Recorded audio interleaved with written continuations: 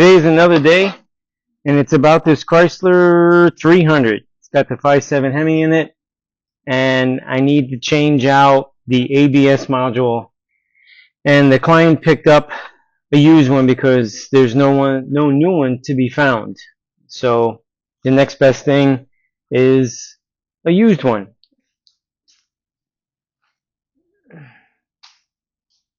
And here it is, the used one. I actually had to polish up the top side of this. There was too much corrosion going on around where the lines go into, so it wouldn't look so horrible. I put it on the polisher and away I went.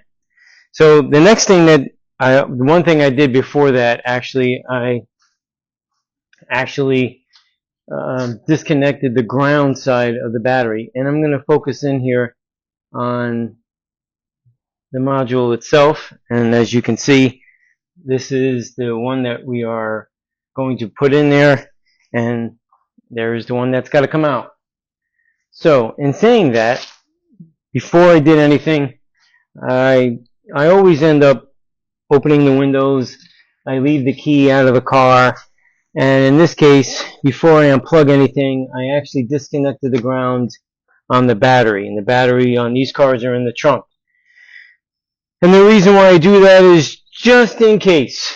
I don't want any sort of thing happening because of whatever. And this does have a computer plugged into it. There's a big wiring harness that plugs into it. And the way you unplug it is, I actually have a piece. This actually came attached to it. And as you can see here, hopefully, there's two prongs you squeeze in, and then you lift it, you pull it, and then it separates this from that. So this is the extra one.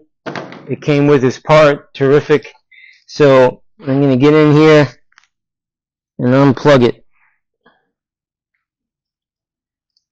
Yep, there you go. It's unplugged. I'm going to set it off to the side, and actually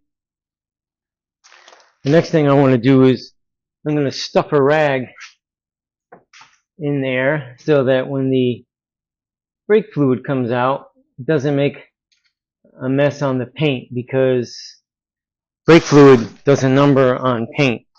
And there ain't much of a finish inside these cars for some reason. They either do a very limited amount of clear coat, which would be a matte finish, or something. I don't know. I don't understand the money that people spend on all these cars.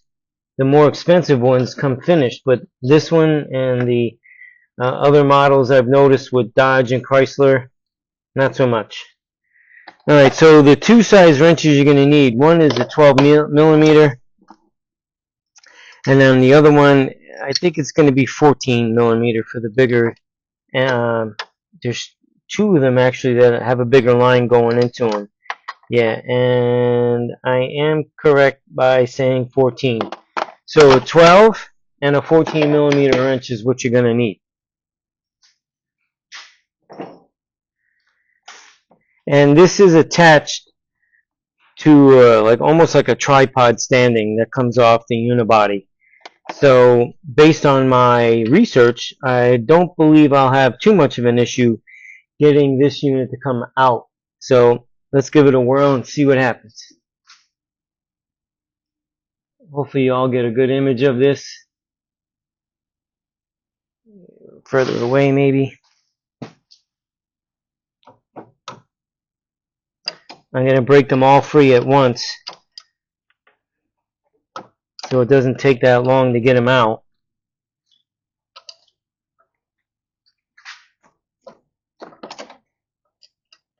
And this particular wrench, and the only reason why I'm mentioning it, Snap-on, and I'm not being sponsored by Snap-on, but certain tools that I buy, there's a reason behind it. And this one, Snap-on, with their certain wrenches they have these little grooves, notches, lines, or whatever in them.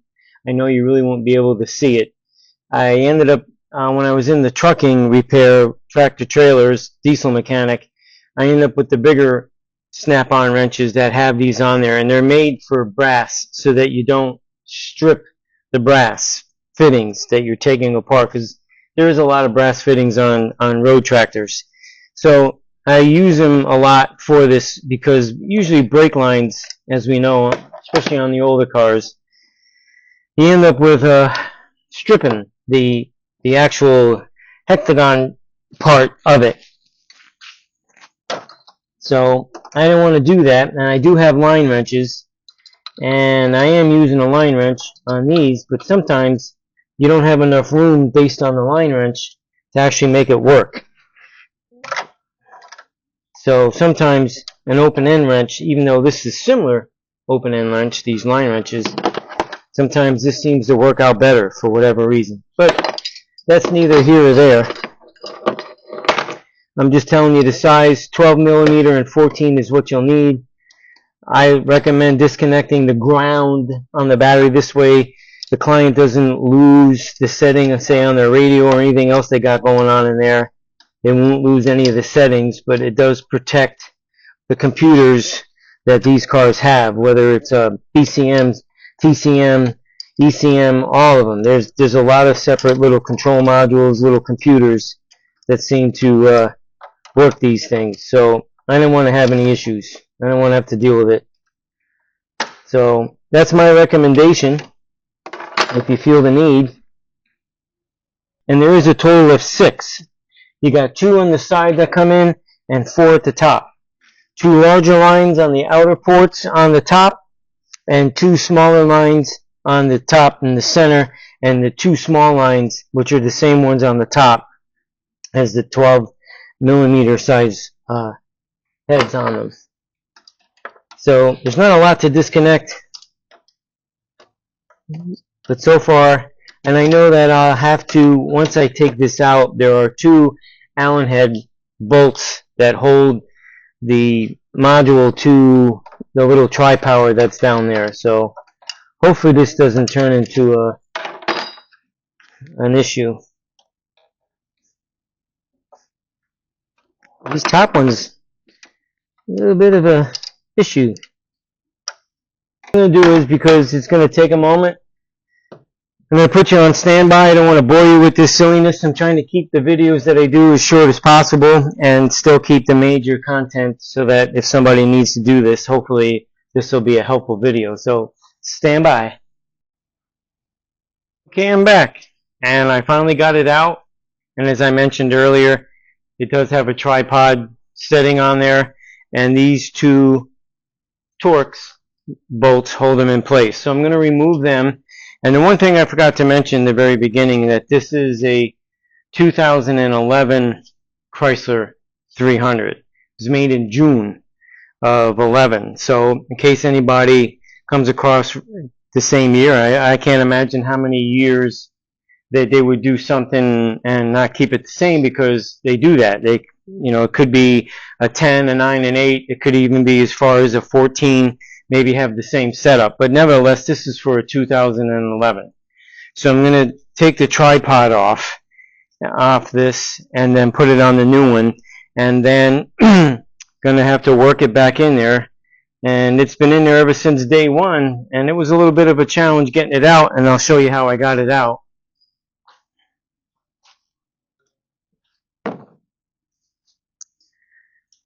I used this block of wood here, and this pry bar. And this pry bar, you go in from the front of the engine in the center. It's probably a 14-inch one. Can't imagine it being much more, probably 16.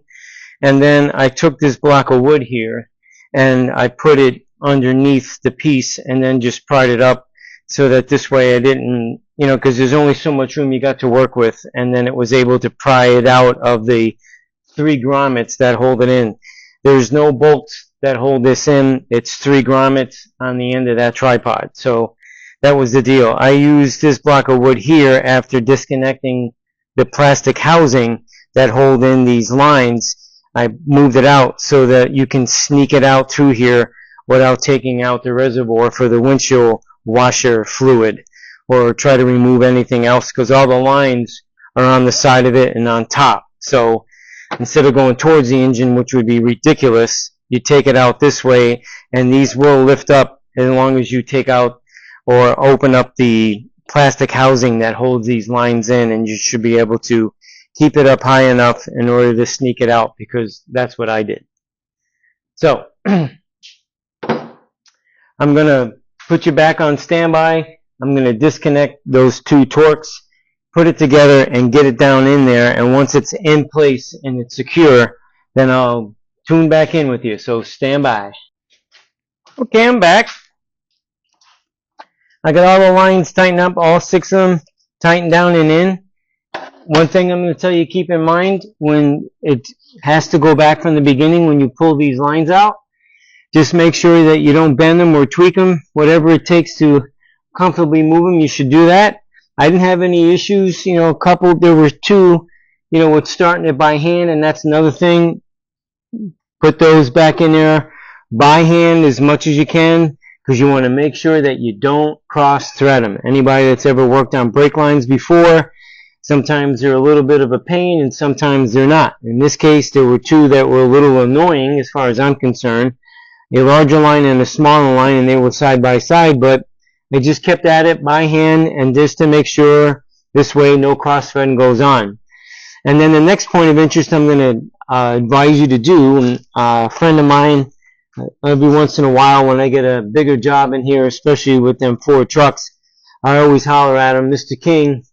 He gave me a bit of advice way back in the day that a lot of these connections, whether it's this particular electrical connection or any one of these other ones that you unplug and replug back in, even the ones for the air, it doesn't matter. You should always try to clean them out, blow them out with some air. Because, just in case, there could be something in there, and whether it's brake fluid, oils, or anything, you want a nice clean connection. So that's another bit of advice, and I am plugging this back in. I did blow out both sides, the module side along with the wiring harness side, and right now it is plugged back in. Yep, make sure it doesn't pull out, and that's that. So the next thing I got to do is I am going to bleed the lines. I'm going to see what fluid it takes. I'm not really sure. I'm going to check it right now. And that reservoir is right there over yonder. Let's see if there's anything written on the outside that tells me what it is.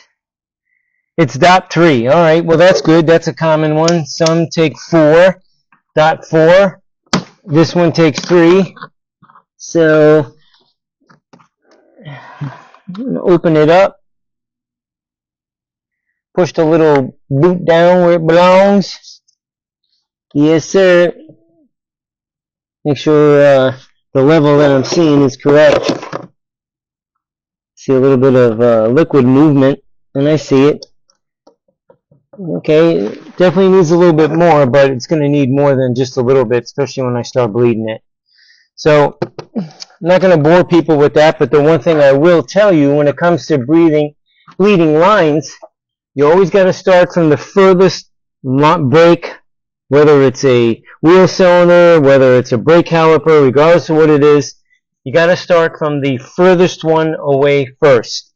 In this case, it would be the rear right, which would be passenger wheel. You'd go to that one, and then the next one would be the rear left, which would be driver, and then you move on over to the passenger side front, and then the last would be the front left, which is driver side. So that is the proper way that I've been taught many moons ago on how to brake in or bleed the brake lines properly. Furthest to the closest. So you start with the furthest first, and you move your way up to the one closest to it. So the way I end up doing it, I have a vacuum system for brakes, and that's where I will hook up to each and every one of these lines as soon as I put it on the lift.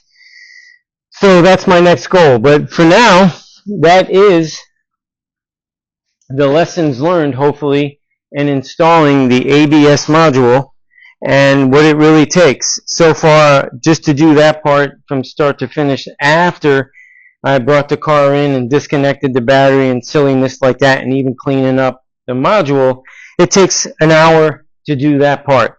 And then the rest, however long it takes you, if you have somebody that will help you, if you don't have a brake bleeder, then somebody to hop in the vehicle for you and pump the brakes, however long that takes, well, that's what it takes. But this is an average of an hour. That's what it took me to do this part. Like I said before, I got into disconnecting or cleaning the actual module up, but the hardcore part of it is about an hour. So that's what you can expect.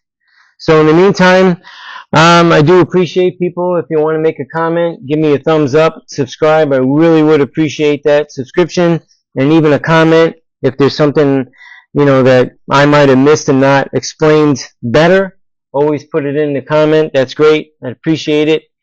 But until then, get something done. Thanks for watching.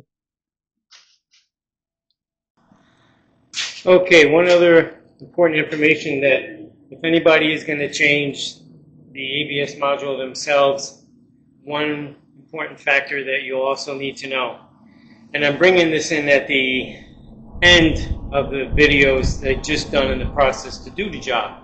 And the last thing I left off is you have to do the brake leading process, further wheel to the next, to the next, to the next.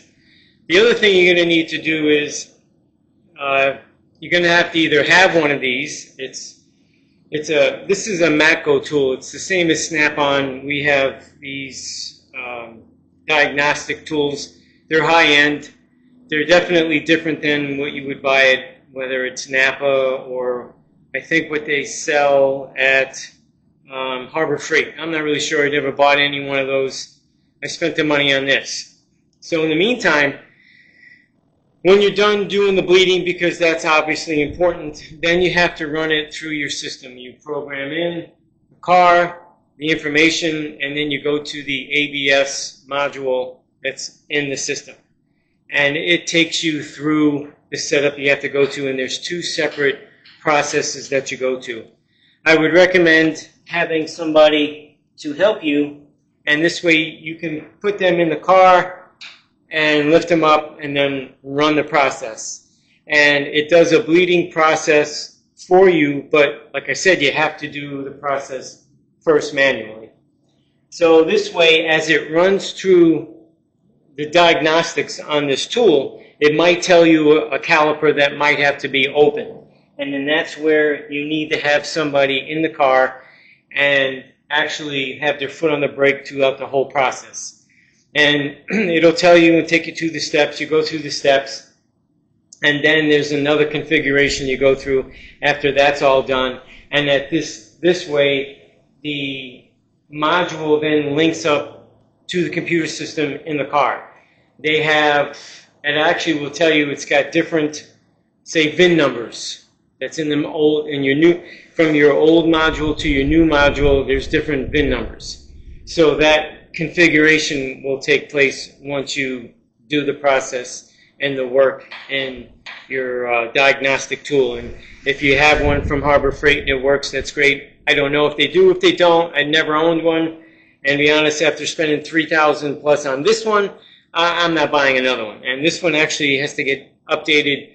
Usually every year you should do it, or maybe you can skip a year or do every other year, because that process, the last time I got it done was $700. So that's why I wouldn't go buy another one regardless of its cost. But that's something you'll have to do so that this way it is properly done.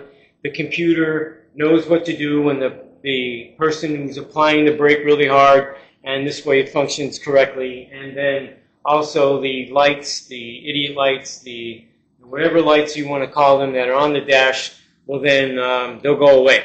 And everything on this particular dash now is cleared. Everything is done, but I feel as though you just can't go in there and bleed it and manually bleed it at the end. That'd be the end of it. I haven't ever experienced that only, so just hopefully a bit of information that diagnostic tool, somebody that has one, or you might have to take it to a different garage that has the ability, or even to the dealership. And I know the dealership can be quite pricey because I used to work at one. The Dodge dealership down here in Florida. I definitely spent some time in that place working on these cars. So It's just information, hopefully, that helps you, and back at you.